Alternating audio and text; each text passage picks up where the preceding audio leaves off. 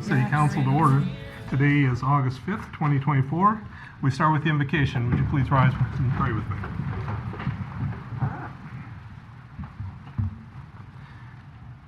Heavenly Father, as we assemble here tonight, we're blessed to be meeting together. We ask for your guidance and blessing on our governmental leaders. There are continuing wars in the Middle East as well as Ukraine with many civilians killed. Please watch over those affected and provide guidance and comfort to all concerned. Tonight, we're here to do city business. We'll be approving routine payments and licenses, authorizing grant applications and contracts, accepting ownership of speed feedback signs, setting hearings, having hearings, conducting 2 closed sessions, and other routine business. And so we ask that you look down on those who have felt you're called to be in attendance. For the council members and staff, please bless us with quiet and considerate attitudes, well thought out deliberations, and ultimately decisions that are best for all concerned. We also thank you for those in the audience and watching the broadcasts, the leaders of businesses and organizations who have the vision and commitment to help our city, the countless volunteers who are motivated to help, and informed citizens who have given us the privilege of their trust and support. Tonight we assemble to combine the talents that you have given us for the benefit of Oskaloosa. May the words of our mouths and the meditation of our hearts be acceptable in your sight. Amen. Amen. Would you join me in the Pledge of Allegiance? I pledge allegiance to the flag of the United States of America and to the republic for which it stands, one nation under God, indivisible, with liberty and justice for all.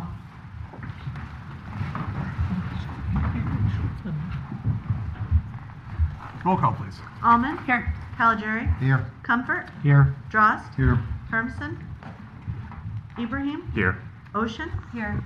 Okay. Now, the first item up is the opportunity for community comments. And this item is reserved to receive comments from the community for concerns whether or not they're included in the current agenda. The community is encouraged to speak before the mayor and city council, asked to keep statements brief, time limited to no more than 3 minutes. Any questions are to be asked of the city staff, the council members, or the mayor prior to speaking to the full council, so concerns can be properly researched and answered away from the meeting. Comments are to be directed to the mayor and city council only. Do we have anyone who would care to speak? Alicia Helm of 401 South Market in Oski. I recently had the opportunity to attend a Pella City Council meeting, which by the way is much different than these city council meetings.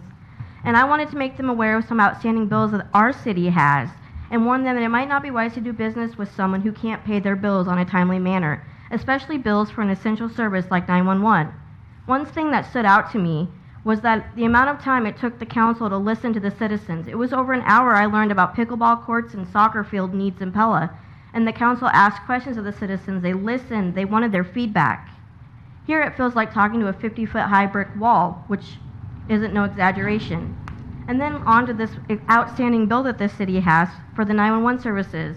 It seems you haven't fully paid that, and as a citizen I have to wonder why you are dragging your heels on this. It's not a voluntary payment you should be making, it's an obligatory payment. It seems you lack fiscal responsibility and didn't budget for this item that is essential.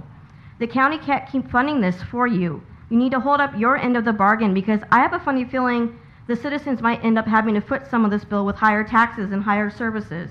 It's not that hard to figure out. 911 is an essential service, and we are the biggest city in the county, and we can't keep asking the county to fund the bill. If I were not to pay my water bill, it would get shut off. The state, what happens if the city doesn't pay their bills? The state might have to get involved. That will not go well, and it will not be a good look for this city, and I would feel that would be newsworthy. You could have saved so much money by not pursuing an airport and used that money to pay a 911 bill, and then hiring a city manager that is more affordable and lives in this town that she is employed for, and maybe you wouldn't be in this predicament. But then again, what do I know? Until this issue is fully paid up, I expect that a lot of people will be keeping this story up and newsworthy, and hopefully the state will be, because it's time the city is held accountable for their actions. Thank you. Next.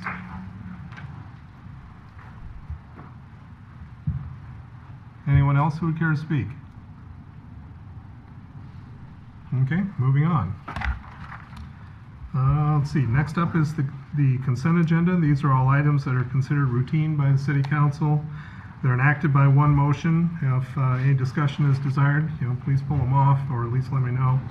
I wanted to draw the council's attention to item N, which is a resolution setting a date for a public hearing for charges of selling tobacco to a minor. That'll be on September 2nd. And then also a resolution, item O, that is setting the date for a public hearing on the plans and specifications, authorizing the advertisement of bids for the North 6th Street storm sewer replacement. And that's also, I believe, on September 2nd or 3rd. Anyway, the next council meeting, first one in September. Do we have a motion of support for the consent agenda? So moved. Second. Okay, any discussion? Roll call, please. Comfort, Yes. Drost, Yes. Ibrahim, Yes. Ocean, Yes. Almond, Yes. Caligari, Yes. Okay, that passes. Getting into the regular agenda, first up is the announcement of vacancies. On our airport commission, there's one vacancy for a term ending December of 2027 and one vacancy for a term ending in December of 2028. The Building Code Board of Appeals has one vacancy for an ex officio member. The Board of Adjustment, we have one vacancy for a term ending in December 2028 and one vacancy for a term ending in December 2029. The Mahaska County Solid Waste Management Commission, we have one vacancy for a term ending in December of 2025. The Historic Preservation Commission, we have one vacancy for a term ending in December of 2027. And the Municipal Housing Agency, we have one vacancy for a term ending in February of 2026. So getting into the regular agenda, item A is to consider a resolution approving the final plans and specifications concerning the public improvements to 2nd Avenue West. Garden and Associates, under a private contract with Musco Sports Lighting, prepared the plans and specs for the 2nd Avenue West Extension and Roadway Improvements Project, and it includes public improvements along 2nd Avenue West as Division 1. Staff have reviewed and determined the proposed plans and specifications meet the city's normal development requirements. The Public Improvement Division of the plans includes the installation of 630 feet of new PCC concrete pavement, ADA sidewalk improvements, 3 new storm sewer intakes, and approximately 300 feet of new storm sewer pipe. Divisions 2 and 3 of the plan set are private development and not subject to council action or approval. Therefore, there's no discussion to be considered during the public hearing concerning those divisions outside of how they relate to the public improvements. So now is the time for interested persons to express their opinions concerning Division 1 of the project plans. I'll open the public hearing. Is there anyone who would like to speak to this? Seeing none, I'll close the public hearing. Do we have a, let's see, do we have a motion of support? So moved. Second. Okay, any discussion on this resolution? Roll call, please. Drost, Yes. Ibrahim, Yes. Ocean, Yes. Almond, Yes. Caligari, Yes. Comfort, Yes. Okay, that passes. Item B, this is to consider a resolution approving the final plans, specifications, form of contract, and estimated cost for the South H Street overlay project. So Garden and Associates prepared the plans and specs for South H overlay project. Scope of the work is a full-depth PCC patching and a 3-inch asphalt overlay of South H Street from approximately 25 feet south of the railroad crossing, heading south to 11th Avenue West. The engineer's estimate is $270,993 for the project. If awarded, it would begin around the end of August or early September, depending on the notice of award. Has an October 31st of 2024 completion date and is being presented to the council for public hearing today. Is there anyone who would like to speak to this? I'll open the public hearing. Seeing none, I'll close the public hearing. Do we have a motion of support for this resolution? So moved. Second. Any discussion? Roll call, please. Ibrahim, Yes. Ocean, Yes. Almond, Yes. Caligari, Yes. Comfort, Yes. Drost, Yes. Okay, that passes. Item C. This is to consider a resolution to authorize and approve the voluntary contribution of $275,325.68 to the Mahaska County Emergency Management Commission for services provided in fiscal year 2024. And so, in our explanation to the council, the city of Oskaloosa previously entered into a 2080 agreement between Mahaska County Emergency Management Commission and the city of Oskaloosa, Iowa, under date of August 17 of 2021 for the purpose of providing joint emergency response communication services facilitated by the Mahaska County Emergency Management Commission and its personnel on behalf of the City of Oskaloosa. That formal agreement ended June 30, 2022. The city now desires to make a voluntary contribution for emergency response communication services for the city in fiscal year 2024, facilitated by the EMA 911 in the amount of $275,325.68. And it's necessary that a resolution be passed authorizing and approving the payment to the EMA 911. Do we have a motion of support? I'll move. Second. Okay, any discussion? I think in the item here, Amal, it says, lost my, emergency response communication services. So just to be clear for the public, is that for 911 then? 911. The original agreement was between the city and the Emergency Management Commission. And that's fine. So I was thinking that the court had ruled several times, though, that EMA could not handle 911 services. So I guess, can you kind of walk us through then why the funds are being directed to EMA? The funds are not directed to EMA, but the terms are under the agreement that used to be between the city and we, referring to the services. What does that bring our current, with this contribution, what does that bring our balance to with EMA? Fully paid the fiscal year 2024. Okay. Nothing. Is there anything else outstanding then? I know there's been some media reports in the past week regarding up to $800,000 in arrears, so I think we probably need to clarify that to the public as to what is owed still, if anything. Perhaps what they have been referring to is a budgeted amount for fiscal year 2025, which just started. We cannot be called defaulting on our obligation for services that have not been provided yet. So are we billed monthly for this? Have we been billed monthly in the past for this? I guess what I'm struggling with is we had a media report back in September on money owed, and at the very next council meeting we were being directed to make a voluntary payment. We had a media report last week about money owed, and now we're being directed to make a voluntary payment. So I guess what I'm wondering is, are we being billed monthly and not paying that? There's information floating around. I think we need to be clear as to what the deal is. I think the invoicing is misleading. Invoicing is actually prorated budgeted amounts, so they do not reflect actual expenses whatsoever. Okay. And item was put on the agenda because we committed to making voluntary. There is no contract that obligates us to pay any specific dollar amount. And our agenda went out, and then the media report showed up. Are we? After our agenda was Okay. out. Where are we at with an agreement for 911 services? We have been in discussions with the county, and we were working on a draft agreement. We reached all the details that between the city and the county that we are in agreement with. But the county chose to put it on hold. So we were actively working on resolving the issue with the 911 services and how the services is being managed. So I think for the public's knowledge, I think I have the opinion, I think there's some finger pointing going on with who's responsible. I had a conversation with a couple of county officials last week who suggested that they would disagree with the city's position on this.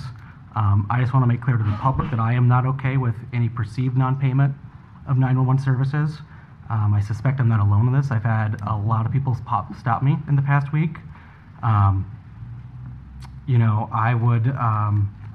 would just point out, there was some questions last year. We had the 911 services audit that we did, questions about the efficiency of that. I think it was about a $37,000 study. I don't know that we've done a lot with that study. I know I've heard comments that we need to do yet another audit, but I guess to me, I don't know that that's a legit excuse to withhold payment. Just as I can't withhold payment from my mortgage company because I have concerns about their practices, I don't think the city should withhold payment on 911. I think the past, what I would call inaction, is eroding trust from the public and government.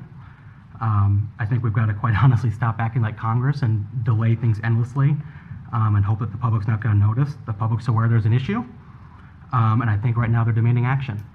I know there's been some information come to the council that suggested that the county and 911 viewed this as a non-issue.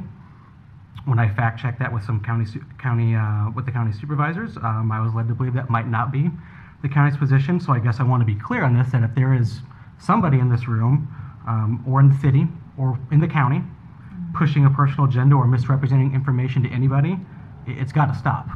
I think the public deserves to know when they call 911, is the phone going to be picked up and is the service going to be solvent?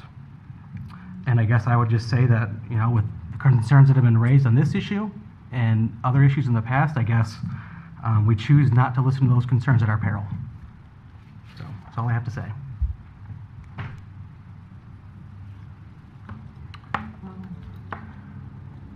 Did you have something? I would like to know more from the county. I'm not sure what we're getting. This is all kind of turned into a messy, complex situation. I've had a lot of dealings with the county supervisors. I don't fully trust their opinions. I'm not sure if we're doing this like other counties. There's 98 other counties in the state, and I'm not sure what the system is. I know when I had to call 911 a month ago, I had exemplary service. And so I don't have any complaints there. I'm also looking at our fiscal budget from 23-24. It looked like we overpaid 911 dispatch by $14,000. So I don't know what's going on.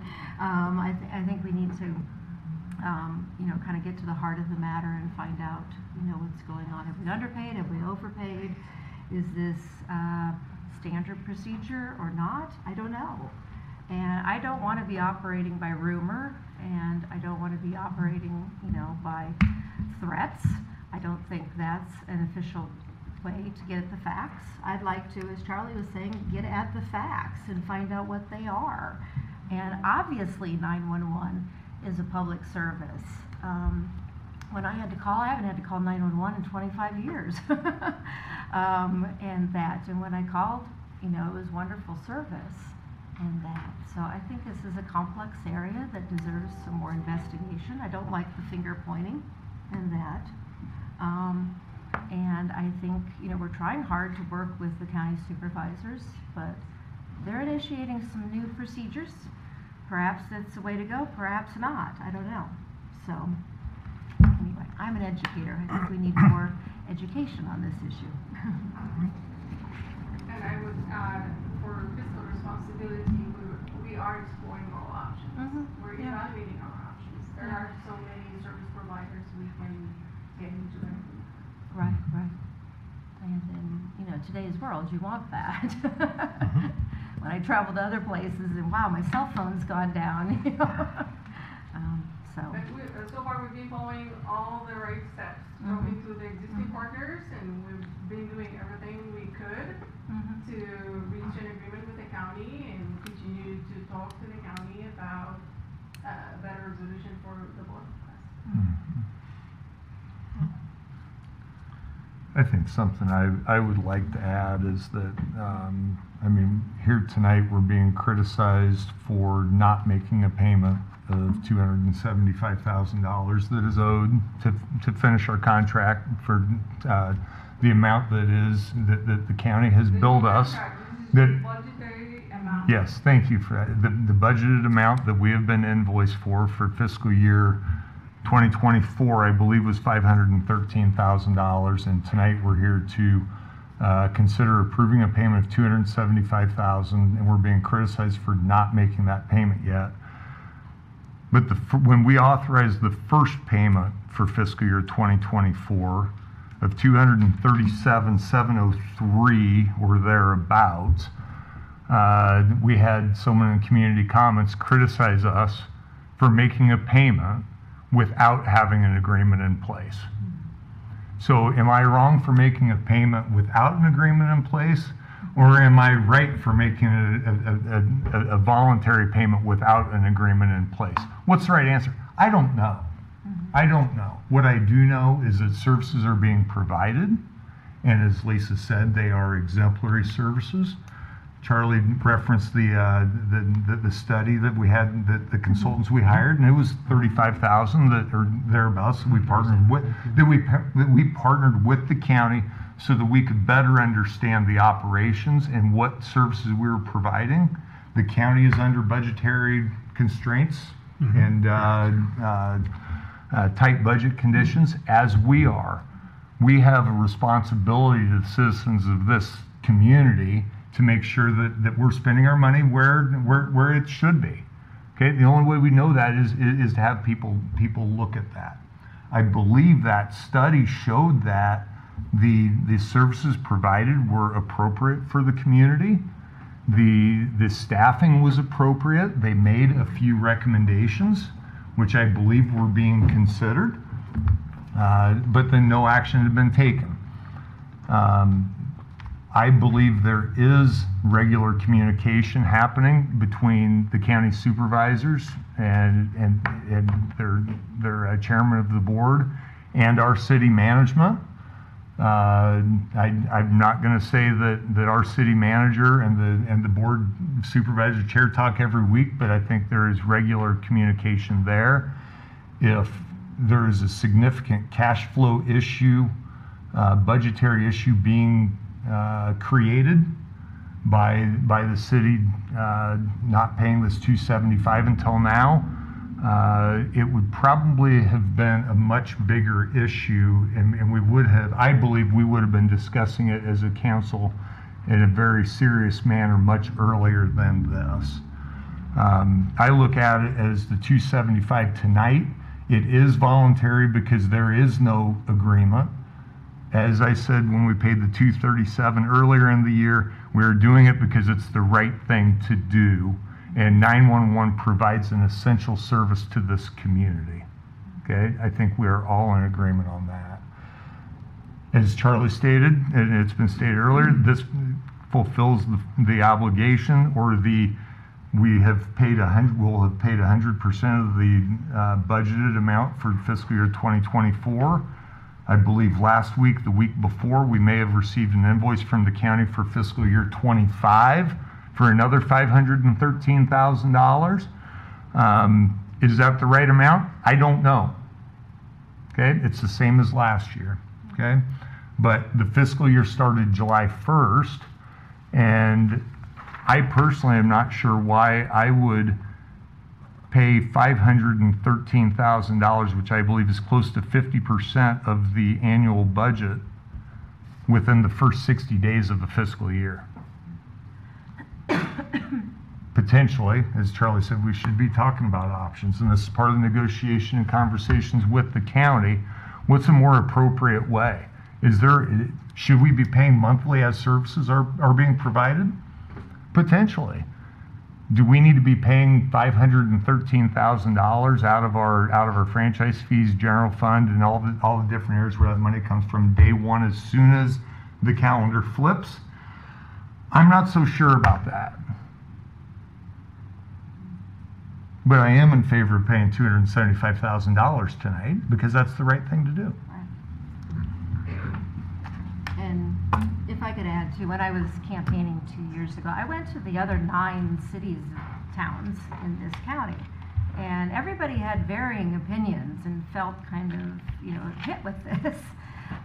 So it's a very complicated issue. To compare us to Pella, that's a different county. It's Marion County.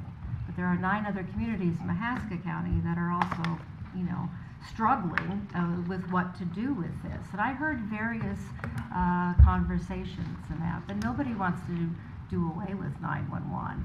That was not the opinion anywhere. But we need to come to a fair assessment of this. There's urban people, us, and then there's rural. And what's the fair assessment for that? So there's lots of ways you can do this. I live 2 blocks from the hospital. I have a different funding than if I live 3 miles outside of town. There's all sorts of things to be considered. Any other comments from council? Roll call, please. Ocean. Yes. Almond. Yes. Caligari. Yes. Comfort. Yes. Drost. Yes. Ibrahim. Yes. Okay, that passes. Moving on to item D. Make sure I got that right. This is to consider the resolution awarding the contract for the South H Street overlay project. So the South H Street rehabilitation asphalt overlay from 2024 was advertised and let for bids according to City Council authorization. 4 bids received, with the lowest bid submitted by Inroads LLC. Bid was in the total amount of $247,247, which is $23,746, about 8.7% lower than the engineer's estimate, which was $270,993. Inroads has not performed any previous projects for the city of Oskaloosa. Garden and Associates reviewed their past projects, checked with their references, found no concerns with their ability to perform the work. So Garden is recommending the award of the contract to Inroads.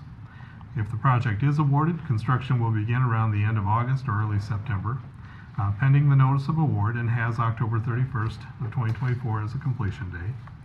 If the contract's awarded, staff is also recommending council authorize an additional $25,000, which is about 10% of the contract, as a project contingency for unforeseen circumstances to be administered by the city manager. Do we have a motion of support for this resolution? So moved. Two moves? I guess second. Okay. You win, Joe. He always wins. I don't accept defeat lightly. Any comments from council? Yeah, I see this as an opportunity that if this firm performs well, it's just one more opportunity for us to have more work done and a little more competition for the bidding. So I'm pleased with that.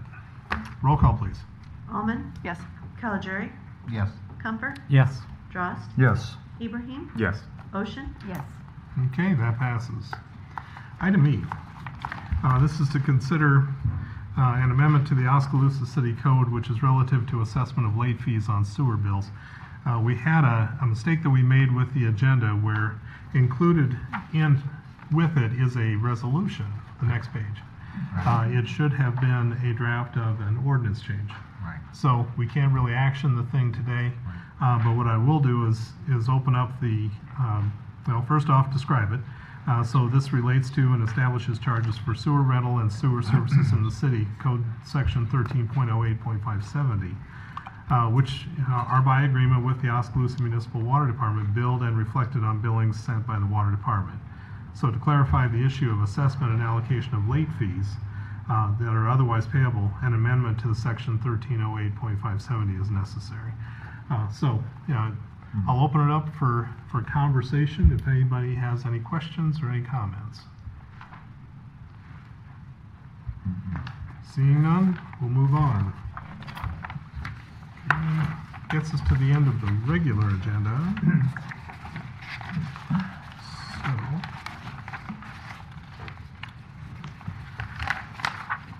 Next up is city council members. Anything as far as parting comments? Abu? None today. Rhonda? No, sir. Thank you. Okay. No, sir. Sweet corn serenade was quite the festival, and that it was so successful we were running out of food, so people were complaining about that. But the weather was great, and that. Another thing on dogs, that dogs are such charming animals, and they don't hold a grudge. So Barney is not worried at all about that Doberman that charged us. But I am reading up on the city council's dog policy and have some very positive ideas that we could do because there are lots of dogs in this town. I have more dogs surrounding my house than children. Okay, so anyway, but Okay. good. Look forward to hearing your ideas. Yes. And likewise, ditto that Sweet Corn Serenade was a wonderful event this year. Yeah, it was. Just the sheer number of people getting The weather together, was and perfect. yeah, it's really good for the community. Yeah.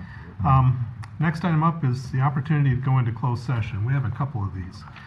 First is a closed session on real estate.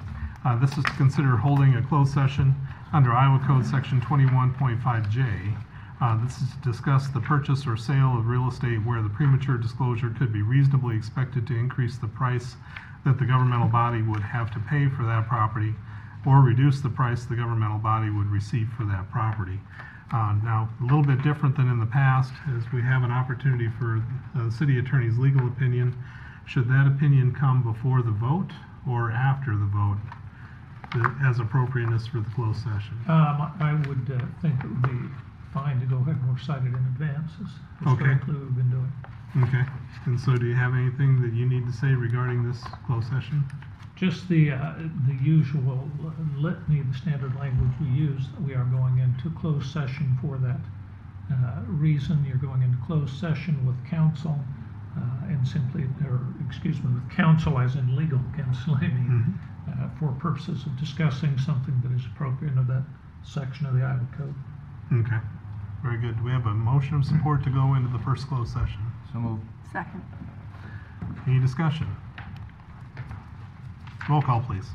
Caligiuri. Yes. Comfort. Yes. Drost. Yes. Ibrahim. Yes.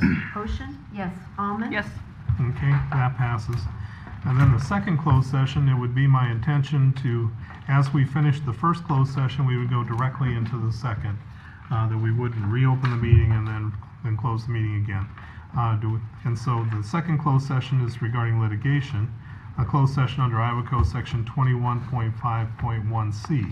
And this is to discuss strategy with legal counsel on a matter presently in litigation or in which litigation is imminent, where disclosure would be likely to prejudice or disadvantage the city's position. And Dave, I'll refer to you for any opinion you have on this. Once again, Your Honor, the same recitation as before. Counsel would be going into closed session to discuss a matter which is allowed under the Code of Iowa as to pending litigation. And it is appropriate to go into closed session for that purpose under the code. Okay. Do we have a motion of support for closed session 2? So moved. Second. Okay. Any discussion? Roll call. Comfort. Yes. Drost. Yes. Ibrahim. Yes. Ocean. Yes. Almond. Yes. Caligiuri. Yes. Okay, that passes. So we'll dismiss the audience at this time, and we will be headed into closed session.